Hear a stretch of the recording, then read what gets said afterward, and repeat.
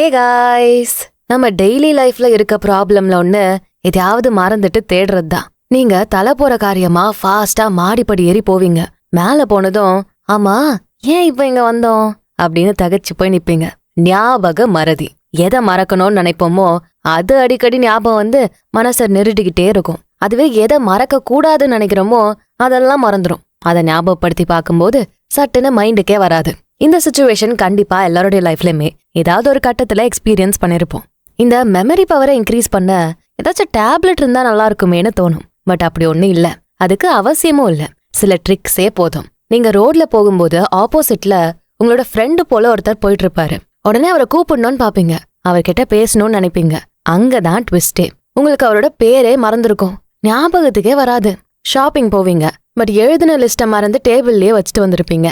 சரி ஞாபகப்படுத்தி பார்த்து வாங்கிக்கலாம்னு நினைப்பீங்க. ஃபர்ஸ்ட் 5 ஐட்டம்ஸ் சரளமா வந்திருக்கும், வாங்குவீங்க.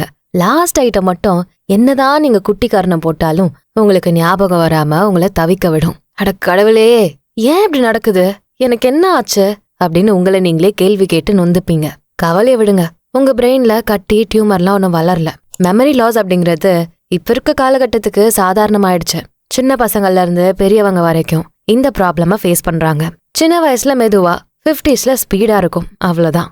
எப்படி இருந்தாலும் மெமரி லாஸ் அப்படிங்கிறது ஒரு தொல்லையான விஷயம்தான். நேம்ஸ், ஸ்பெஷல் அக்கேஷன்ஸ், டேட்ஸ், அதாவது பர்த்டே டேட்டு, வெட்டிங் டேட்டு, அப்புறம் டெய்லி லைஃப்க்கு தேவையான இம்பார்ட்டன்ட் இன்ஃபர்மேஷன், இப்படி நீங்க மறந்து போற எல்லாமே mental pressure, work pressure, toxic மக்கள்னு எதனால ஏற்பட்டாலும் சரி, அது உங்களை சங்கடத்துல கொண்டு போய் உங்களோட பிசினஸை ஸ்பாயில் பண்ணிடும். நான் எங்கதான் வச்சேன் அப்படின்னு அடிக்கடி மறதியிலே திண்டாடிட்டு இருக்கிறத விட சரியான ட்ரிக்ஸ் அண்ட் டெக்னிக்ஸை யூஸ் பண்ணி உங்களோட மெமரி பவரை இன்க்ரீஸ் பண்றது தான் நல்லது. உங்க மெமரி பவரை எப்படி இன்க்ரீஸ் பண்றது அப்படிங்கறத பத்தி இன்னைக்கு வீடியோல டீடைல்டா பார்க்க போறோம். வாங்க. First, what is brain, how does it function அப்படிங்கறத பத்தி பாத்துருவோம். பிரெயின் அப்படிங்கிறது நியூரான்ஸோட ஒரு பயாலஜிக்கல் லம்ப்.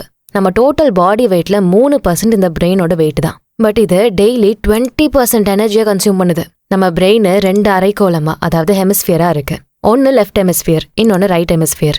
இதுல லெஃப்ட் பிரெயின்ல இன்ஃபர்மேஷன் ரிசீவ் பண்றது, லாங்குவேஜ் கண்ட்ரோல், வேர்டை ப்ராசஸ் பண்றது, logic, number, analytical thinking and reasoning, இந்த மாதிரி விஷயங்கள்லாம் நடக்கும். இதுவே ரைட் ஹெமிஸ்பியர்ல கிரியேட்டிவ் திங்கிங், எமோஷனல், இமேஜினேட்டிவ், இந்த மாதிரி விஷயங்களை அதை டேக் கேர் பண்ணிக்கும். இந்த 2 ஹெமிஸ்பியரும் ஒருமிச்சு வேலை பார்க்கும்போது தான் உங்களோட மெமரி பவர் இன்க்ரீஸ் ஆகும். அண்ட் இந்த 2 ஹெமிஸ்பியரும் ஜாயின் ஆகிற பிளேஸுக்கு பேரு கார்பஸ் கலோசம்.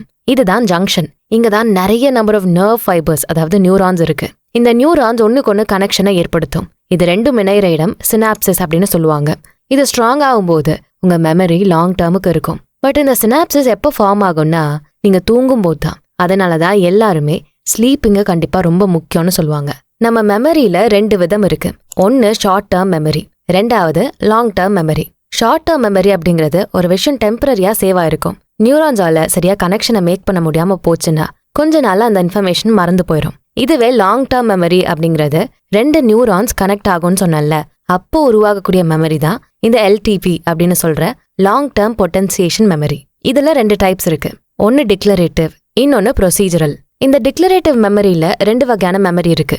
அது எபிசாட்டிக் அண்ட் செமாண்டிக். எபிசாட்டிக் மெமரினா இவங்களால ஒரு ஃபுல் மூவிய இல்ல ஃபுல் பயோகிராஃபிய எக்ஸ்பிளைன் பண்ண முடியும். அடுத்து ப்ரொசீஜரல் மெமரி அப்படின்னா பிராக்டிக்கல் திங்ஸ் அவங்க மைண்ட்ல இருக்கும். லைக் எப்படி காரு, பைக்கெல்லாம் ஓட்டுறது, எப்படி ஸ்விம் பண்றது, எங்க எப்படி பிரேக் போடணும் அப்படிங்கிறது இந்த மெமரியில சேவ் ஆயிருக்கும். இது அவங்களுக்கு மறக்காது.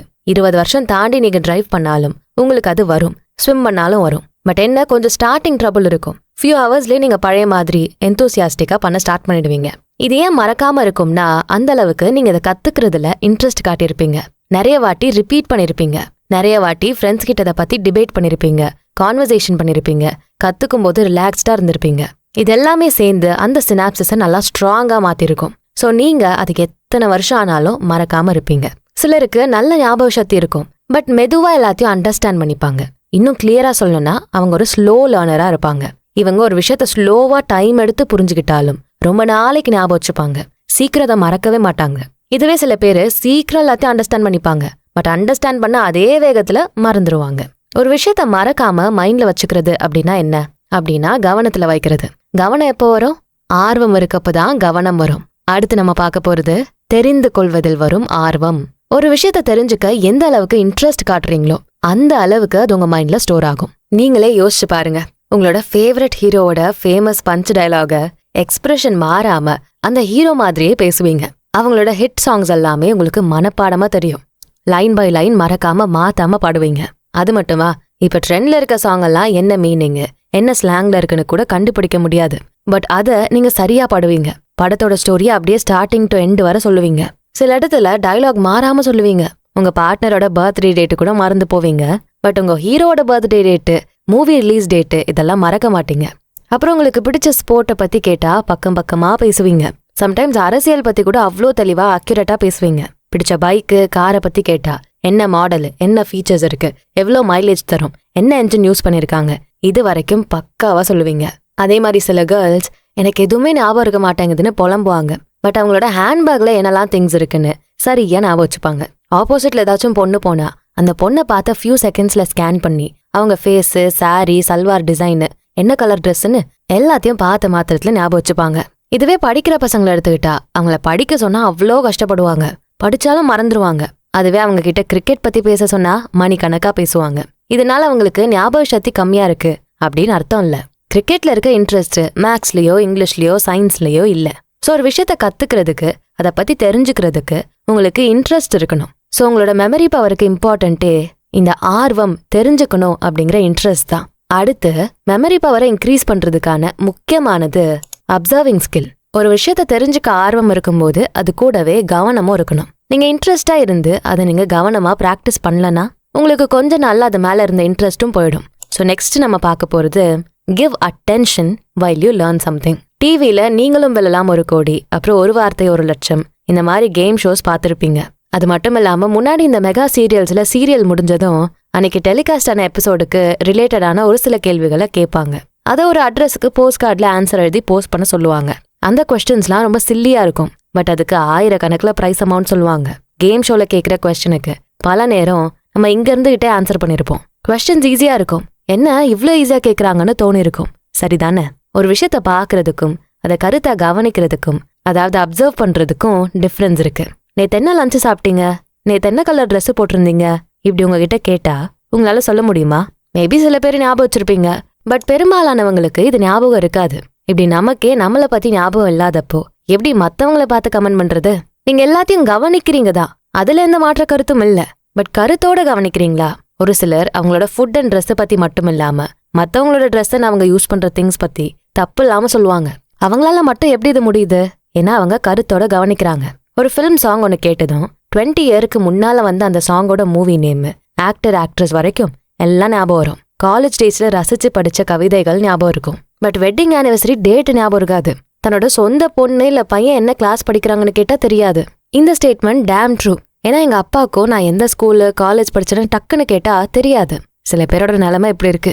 இந்த அட்டென்ஷன் ஸ்கில் அப்படிங்கிறது உங்களோட நினைவாற்றலுக்கான ஒரு இம்பார்ட்டன்ட் எக்ஸசைஸா இருக்கு.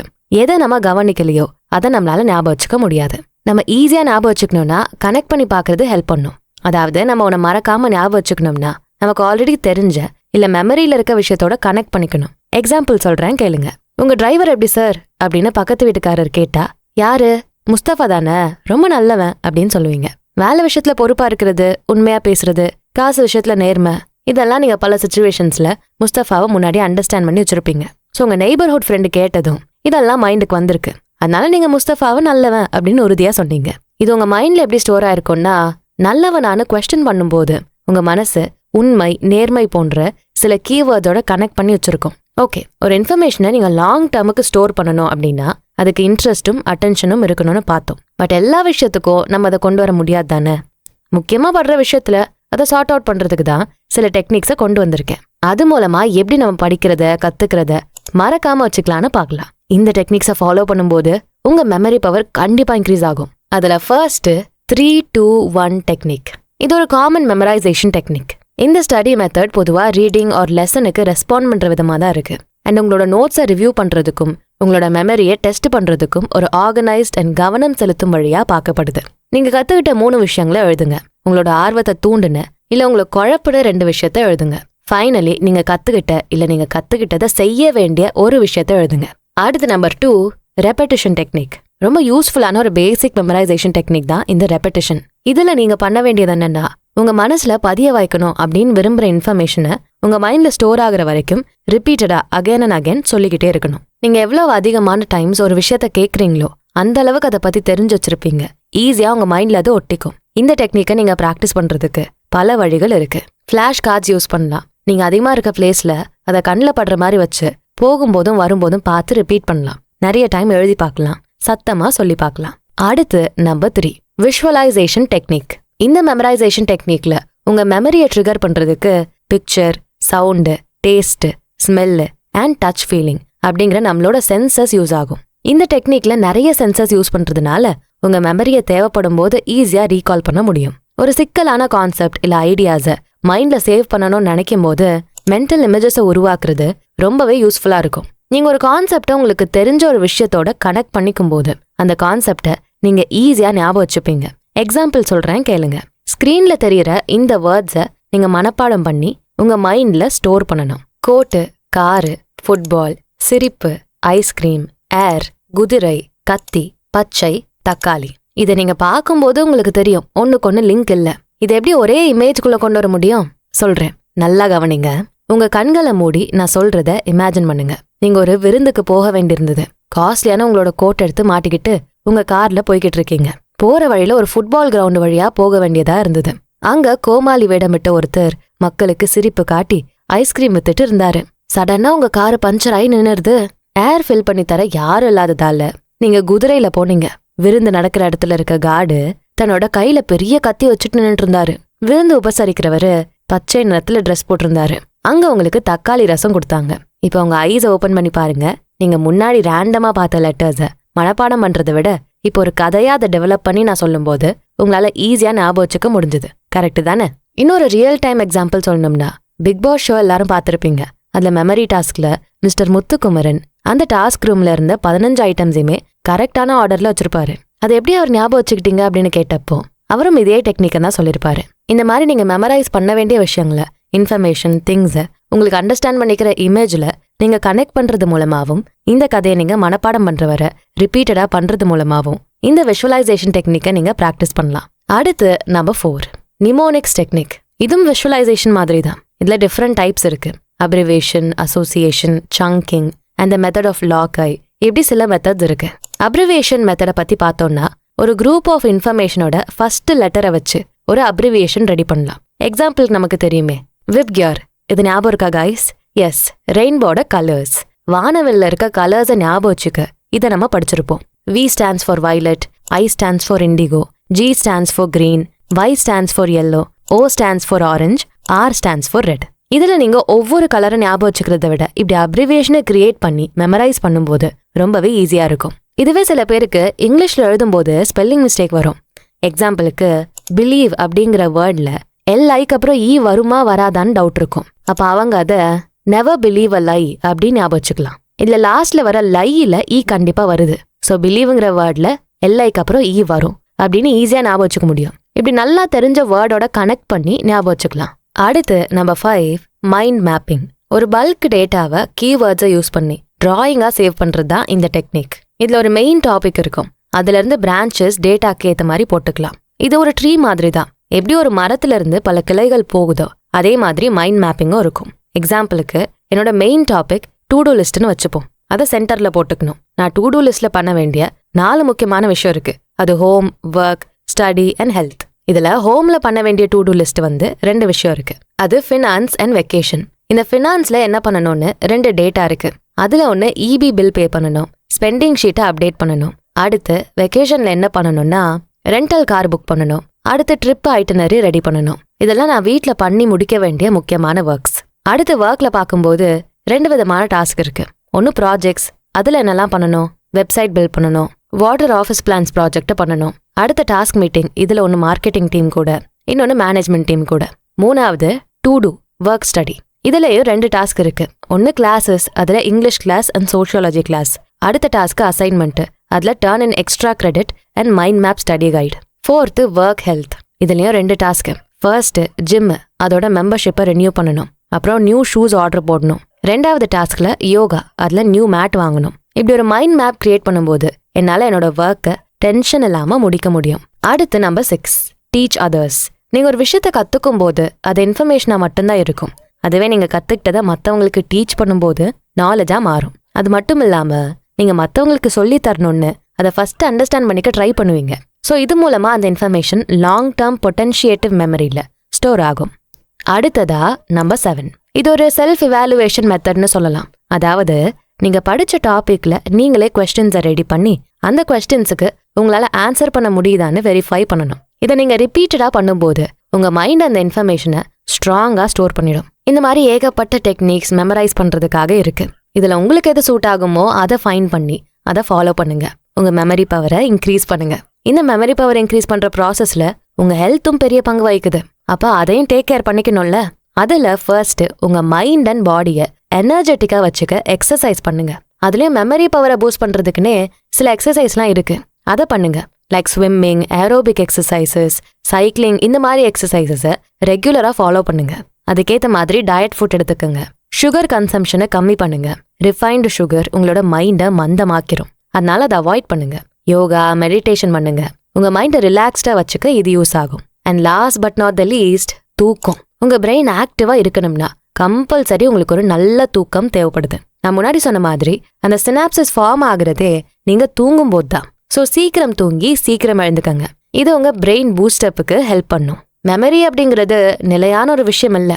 நீங்க பிறந்தப்போ என்ன மெமரி இருந்துச்சோ அதே அளவு தான் கடைசி வரை இருக்கும்லாம் கிடையாது. உங்களோட எஃபர்ட் மூலமா நீங்க உங்க மெமரி பவரை இன்க்ரீஸ் பண்ண முடியும். இதுக்கு எஃபர்ட் மட்டும்தான் தேவைப்படும். அண்ட் அந்த எஃபர்ட்ல இருக்கிறது பிராக்டிஸ், பிராக்டிஸ், பிராக்டிஸ். முயற்சி உடையார் இகழ்ச்சி அடையார். இந்த வீடியோ உங்களுக்கு பிடிச்சிருக்கோன்னு நம்புறேன். இந்த வீடியோக்கு ஒரு லைக்கை போட்டுட்டு உங்க ஃப்ரெண்ட்ஸ் அண்ட் ஃபேமிலிக்கு ஷேர் பண்ணுங்க. நம்ம channels beyond the ordinary and body and soul Tamil ரெண்டுத்துக்கும் சப்ஸ்கிரைப் பண்ணிட்டு பெல் ஐக்கானை அழுத்திடுங்க. நான் உங்களை அடுத்த வீடியோல பார்க்குறேன். நன்றி.